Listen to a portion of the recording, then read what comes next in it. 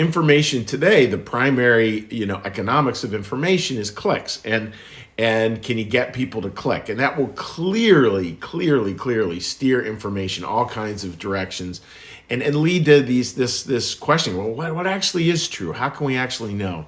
And that's where I want to come back to what the idea of a trusted voice is. And from a new church perspective, have we wrestled with this issue as part of the human condition? Absolutely.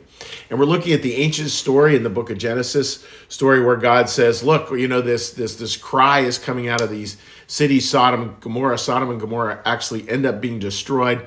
And sometimes it's used as a story to talk about the wrath of God, but that's not what it's really about. These stories are about parts of ourselves, and the parts of ourselves that are sort of that Sodom and Gomorrah place where it's just a bad place in our hearts. And God is going to take that from us. That part will be destroyed over time, and that actually is a healthy destruction. It's not about a physical place. It's certainly not about destroying any class or group of people, period, end of story. Nothing more needs to be said about that. It's really important to remember that. God is never that kind of vengeful God. There's an appearance of a vengeful God here, but there's not a reality of a vengeful God. And, from a Christian New Church perspective, we believe even that God can't even frown on humanity. So just hold that as we look through all this. So this is the line we're looking at. And Jehovah said that the outcry of Sodom and Gomorrah has become great, and their sin has become very heavy. And what does that word outcry mean? And here it is, the subject. The subject here is the ruination of faith, which is accomplished by falsity. The flooding river is falsity. And that idea of we just get flooded with false stuff all the time. And in an era like this, we can really go down some rabbit holes where it just like constantly is piling in what's false.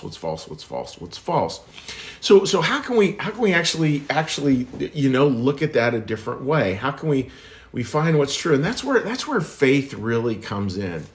And where we can hold on to just a handful of things, in terms of our spiritual life that we know to be true, that we know will always be true, and we're just going to live into them. We know they're true, and we're just going to keep on living into them. I mean, little things like love wins. One that got brought up last night on our call-in show that I thought was really, really healthy that Curtis brought up.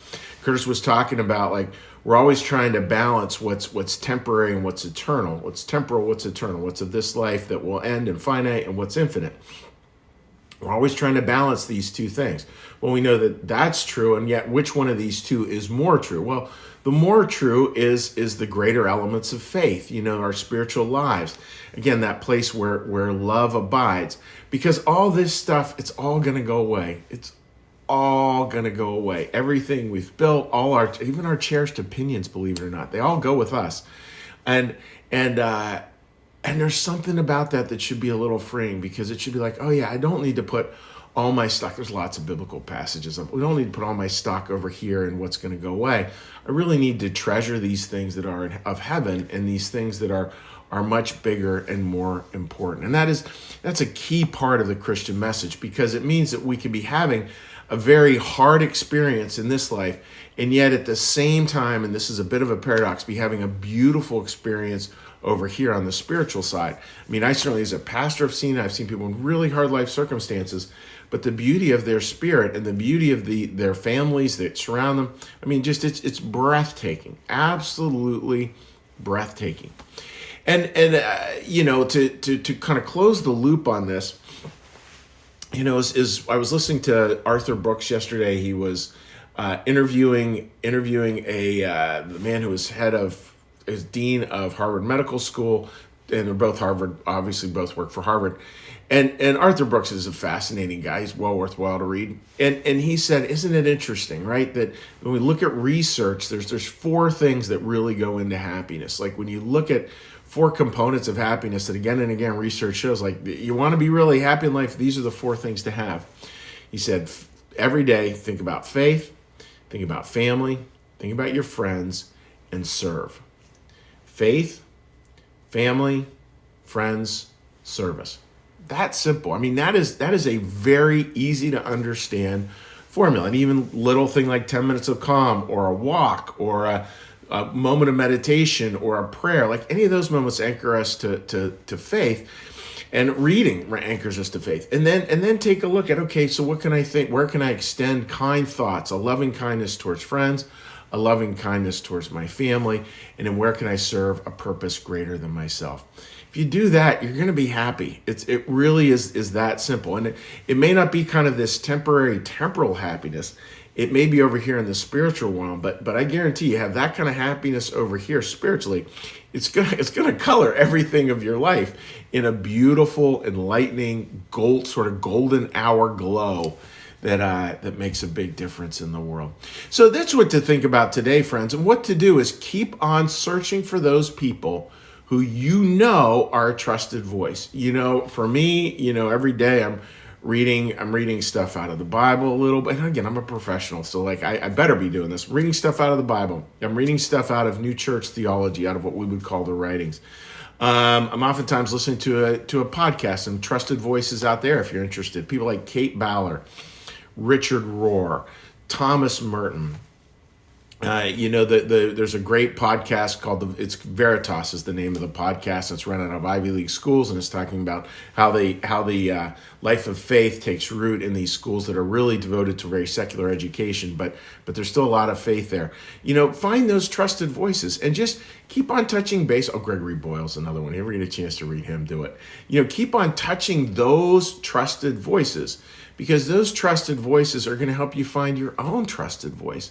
And once you find that, and which is conscience, which is the new will from a Christian New Church perspective, boy, it becomes this way that we can just transport ourselves through life. We can navigate through life with an internal GPS that's not going to let us down. So, friends, I hope that makes a lot of sense, and I wish you all the best today. May you find a trusted voice, and may you keep on working at it, and find the trusted voice that is God, and find the trusted voice that is yours. All right. And now we're going to shift gears. When we shift gears at New Church Live, we take a little breath, we do a little meditation, we do a prayer, and then we say hi to folks on Facebook. So please join me in a big breath.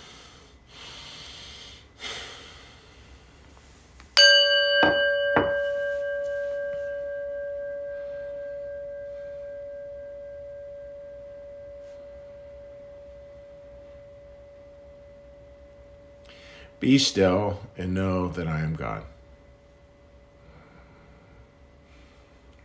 Be still and know that I am. Be still and know that I. Be still and know that. Be still and know.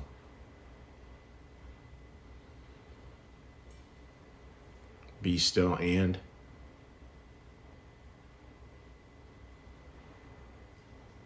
Be still.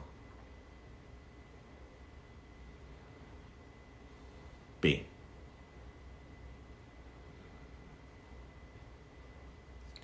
Our Father, who art in the heavens, hallowed be thy name. Thy kingdom come, thy will be done, as in heaven, so upon the earth. Give us this day our daily bread, and forgive us our debts, as we also forgive our debtors. And lead us not into temptation, but deliver us from evil. For thine is the kingdom, and the power, and the glory forever. Amen. May the Lord bless you and keep you. May the Lord make his face to shine upon you and be gracious unto you. May the Lord lift up his countenance upon you, bring you peace, and bring you home. Amen. All right, dear friends, we will be saying hello here. Feel free to leave a comment over here on Facebook. It's going to take me a minute here to take a look. But again, it's wonderful to get your comments. And a big thank you to everyone who joined us last night. That certainly was a very, very enjoyable time. We had a little webinar that Curtis and I led. You can actually hear the archived version of it if you so desire. All right, Linda, good morning to you, and I hope you're doing well, my friend. And now flip it on over. Okie dokie. Always takes a minute here for the squirrels to run around and figure out find out where it all is. All right. Couple of comments over here. Briella, good versus good morning. Love the message. You are confirming my daily practices. Yeah, it is. It's funny, right? It's just simple stuff, right? I mean, I've thought about that, like with good spirituality, a good marriage, a good, fill in the blank, right? It really is about 15 minutes a day. It's just not much. It's just you spend some purposeful time doing some purposeful things. It makes a huge difference. Sherry, great to see you joining us as well. All right, dear friends. Well, God